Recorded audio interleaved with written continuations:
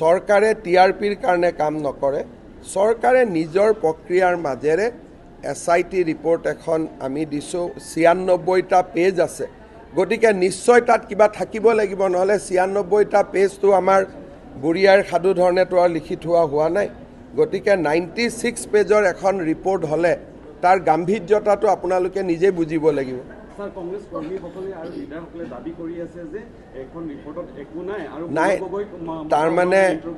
মই ক'লো যে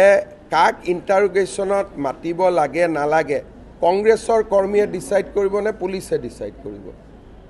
কংগ্ৰেছৰ কৰ্মীবোৰ কোন হয় ম্যাক্সিমাম তো সন্দেহযুক্ত নাগৰিকে আছে কংগ্ৰেছত যোৱাকালি যে কংগ্ৰেছৰ মিটিংবোৰ হৈছে তাততো ম্যাক্সিমাম সন্দেহযুক্ত নাগৰিকবিলাকে কংগ্ৰেছত আছে হয়নে নহয়